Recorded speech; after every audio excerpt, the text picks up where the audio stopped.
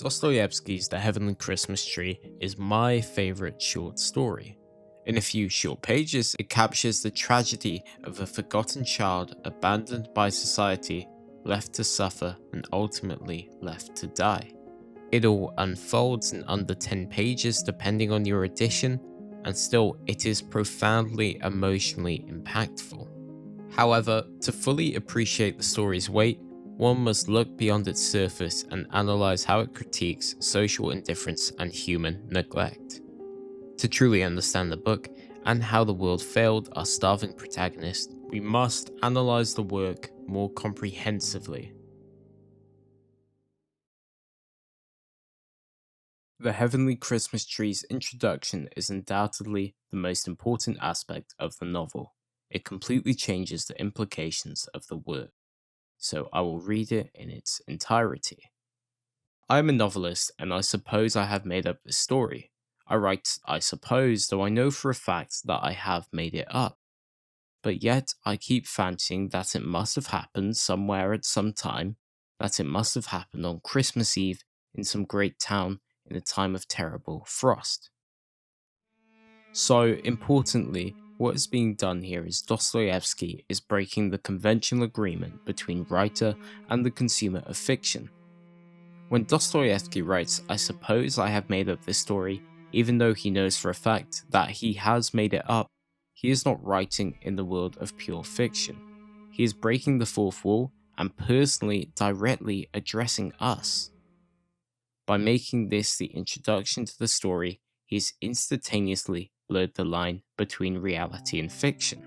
Normally when reading, the reader engages from a selfish point of view. Typically this is either cognizant or emotional, or perhaps from a point of individual relatability. It is the choice of the reader to default towards their mindset. However, by breaking the fourth wall instead of passively experiencing the narrative, they are prompted to consider its implications within the real world and their own lives. Unlike any other book, the reader is forced to experience cognitively why does Dostoevsky suppose this happened, while also reacting emotionally with the plight of the boy. Both minds of the reader are being actively stimulated, devouring any traditional comfort they might take within the story. Why does Dostoevsky fancy that this could have happened? Because, unfortunately, in 19th century Russia, a poor boy probably did starve in the freezing cold every single day. By its very nature then, the introduction implicates the whole book beyond just the realm of fiction. This does not just happen in the intro.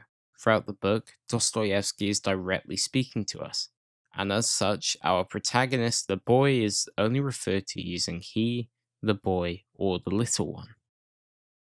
As we'll come to see, this not only has vast implications on our reading of the book, but elevates Dostoevsky's social commentary itself.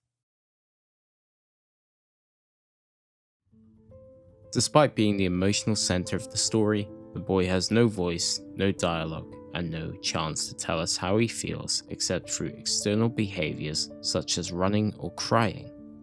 Even moments of intense suffering and death are described only from the outside, such as touching his mother's face. He was surprised that she did not move at all, and that she was as cold as the wall. Throughout the book, we are listening to Dostoevsky, not the plight of the boy, and this is the entire point. As I said earlier, a poor boy probably died in the cold most winters. Its commonality.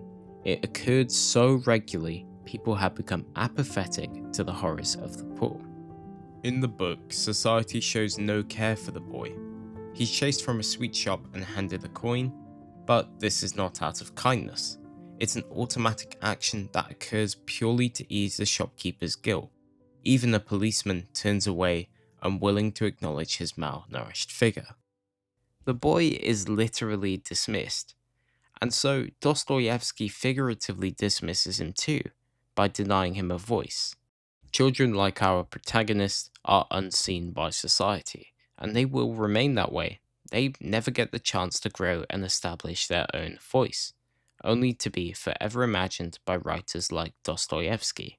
The pain and cold of poverty to most people is not a lived reality but an abstract idea, Dostoevsky's goal is not only to make this apparent, but to make the reader themselves question how they perceive poverty in their own lives.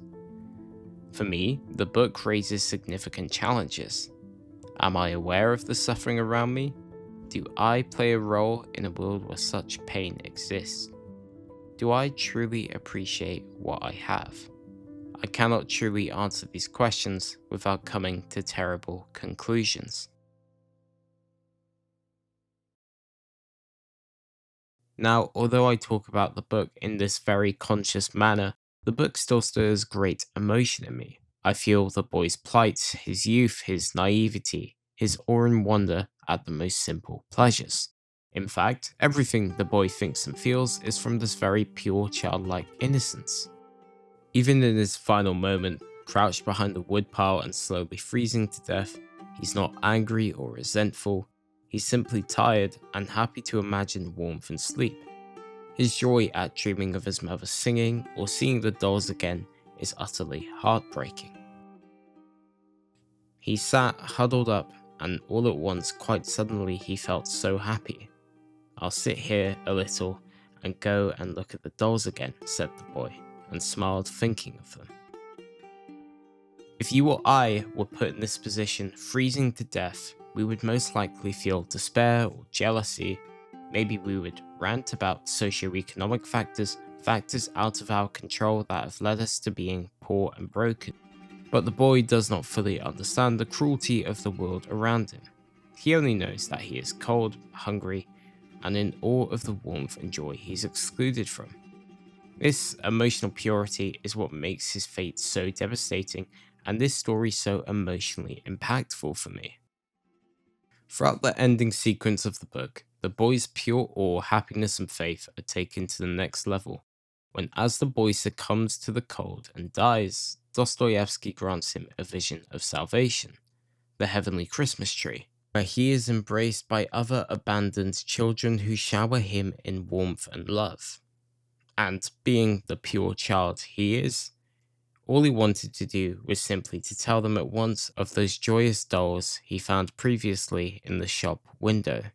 To me, this ending where all the damaged children and abandoned children of the world are together and living in blissful harmony feels like an immensely beautiful idea. But unfortunately, an idea is all it is. It only exists in the imagination, and Dostoevsky does not let us forget this. Just as we're wrapped in the comfort of this dream, he once again breaks the fourth wall and reminds us directly and plainly that what we've just witnessed is not real. In the final lines of the story, he writes, "Why have I made up such a story? So out of keeping with an ordinary diary, and a writer's above all. But that's just it. I keep fancying that all this may have happened. Really, that is what took place in the cellar and on the woodstack.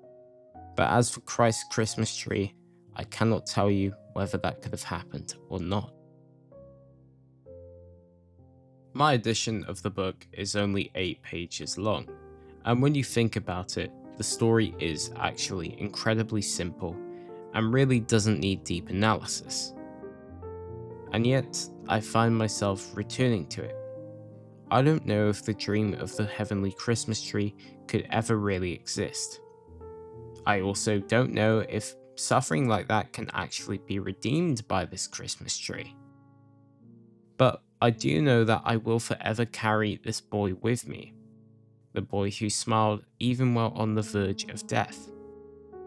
And to me, this is what the heavenly Christmas tree is, and it's what Dostoevsky asks of us, to appreciate the privilege of our opportunity to exist, because the boy did not have our privilege.